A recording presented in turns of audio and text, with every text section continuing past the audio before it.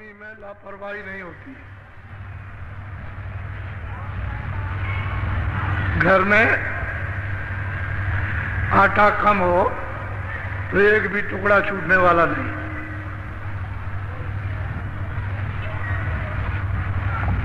उसमें बड़ा आनंद है और भरपूर रहता है तो बर्बादी। पहले गृहस्थ आश्रम में ये नियम था, अब भी है, कि माताओं ने जब सुबह भोजन बनाया तो जो भी चीज पकाई, दाल है थोड़ा सा निकाल के डाल दी, चावल पकाया उसमें से 2-4 टोला चावल निकाल के हांडी में डाल दिया, आटा बनाया तो थोड़ा सा आटा डाल दिया। 1 हफ्ते 10 दिन में हांडी भर जाती है। चावल इकट्ठा हो गया, दाल इकट्ठा हो गया, जरा सी कंकड़ी नमक की डाल दी, 1 आध मिर्चा उसमें छोड़। ये गृहस्थ आश्रम का ये पक्का काम था, कच्चा नहीं था। माताओं को बहुत याद रहता था, जब कोई अतिथि आया, कोई भी भूखा प्यासा साधु, कोई भी सन्यासी, कोई ब्राह्मण, तो उन्होंने अपने पास से कुछ नहीं दिया, जो निकाल के रखा था उनके लिए उसमें से दे दिया, तो अतिथि सत्कार हो गया। अतिथि की आपको प्रसन्नता मिली। कोई महात्मा आ गए और उनके पास कुछ है तो आपको मुक्ति भी मिल जाएगी, ऐसे ही दे देंगे। कितने प्रसन्न हो जाएंगे, खुश हो जाएंगे। तुमने तो पुण्य कमाया, लेकिन पता नहीं पुण्य के किस समय पर वो पुण्य फलदायक हो गया। कोई महात्मा मिल गया, उन्हीं की सेवा में लगी तो आपका तो आत्म कल्याण हो जाए।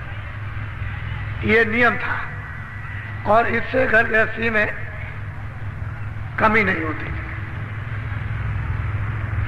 हृदय में दया रहती थी, अतिथि सत्कार भावना। ये बहुत बड़ा गृहस्थ आश्रम का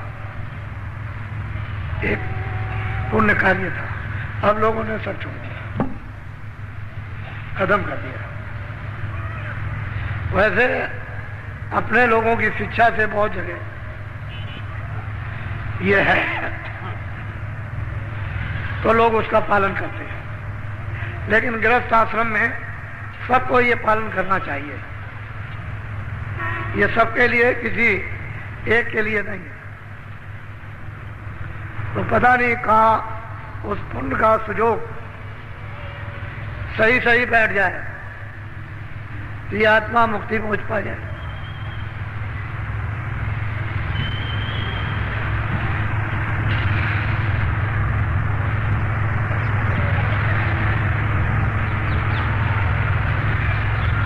जय गुरुदेव, जय गुरुदेव, जय गुरुदेव, जय गुरुदेव नाम किसका, जय गुरुदेव नाम किसका, जय गुरुदेव नाम किसका।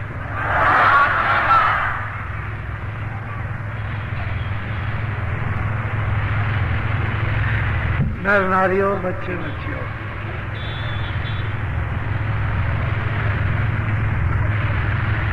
आप सभी नर नारी किसी भी जाति या संप्रदाय के हो, शराब मत पियो,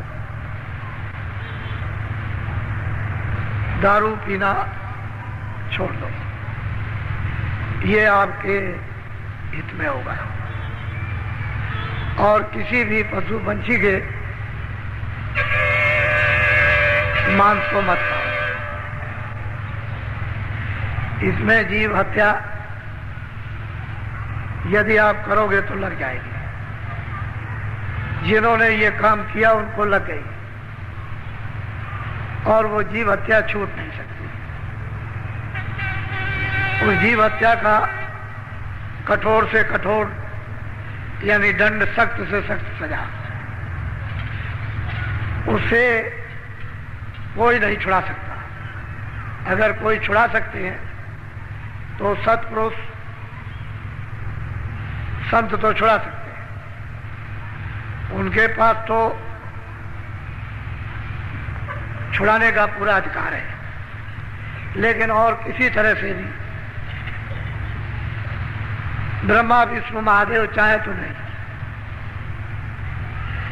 ईश्वर और ब्रह्म चाहे तो नहीं छुड़ा सकते।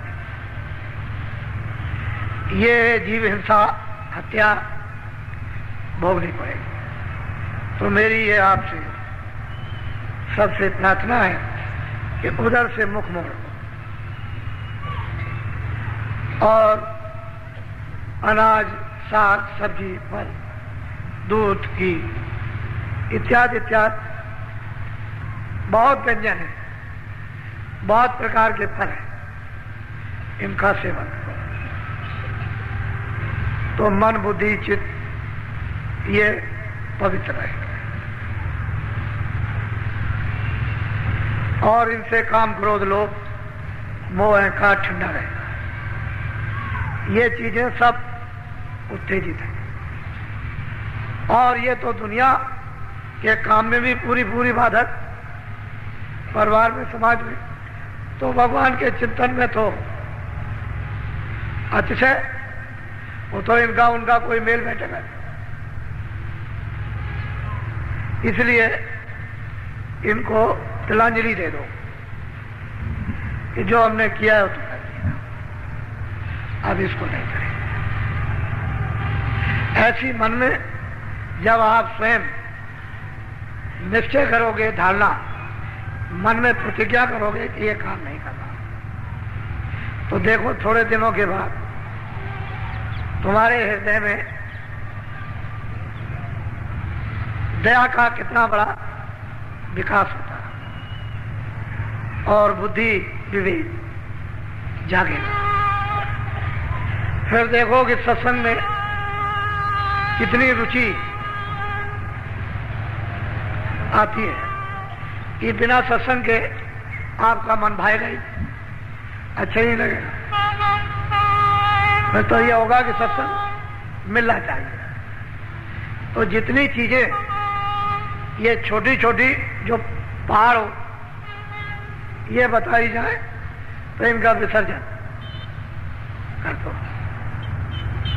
ये समझ लो कि हमने जान में किया, अनजान में किया था, हमको जानकारी इस संबंध में नहीं थी। अब जब जानकारी हो गई तो डबल मार।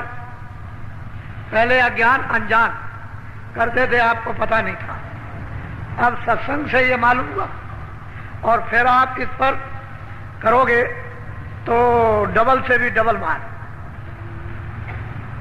फिर बहुत अधिक अपराध बन जाएगा। तो उसको आप हटा दो, अच्छा रहेगा। और जो साधक होते हैं, जो प्रेमी होते हैं, जो भक्त होते हैं, गुरु के आज्ञाकारी होते हैं कि उनके बगैर कुछ नहीं करते, हर इच्छा को अपनी उनमें लय कर देते हैं। और ऐसे गुरु भक्त जिनमें प्रीत, प्रतीत, आस और विश्वास और साधना तन्मय होकर के करते हैं, उनको प्राप्त होता है, अनुभव होता है। जब उनको अनुभव होने लगता है तो अपने गुरु से पूछते हैं कि महाराज आप ये बहुत भांत भांत के आप वचन सुनाते हैं, लेकिन ये नहीं बताया कि आप कौन हो। कुछ अपना भेद तो बता दीजिए। कि आप है कौन और क्या चाहते हैं हमसे, हमारे ऊपर इतना दबाव क्यों डाला, यानी जोर दिया जा रहा। तो बहुत प्यार से वो भक्त, वैसे जगी हुई सूरत है, सो नहीं रही, जाग गई, पूछती है कुछ अपना भेद बताइए जिसमें हमारा भी हित होगा और ये बेचारे जितने भी हैं इनका भी कल्याण हो जाएगा। तो भक्त अपने स्वामी से ऐसा प्रश्न करते हैं जो सबके लिए हो, किसी एक के लिए नहीं, सब को लाभकारी हो। तो आज थोड़ा सा भक्त का प्रश्न और स्वामी का उत्तर वो आपको बताया जा रहा है।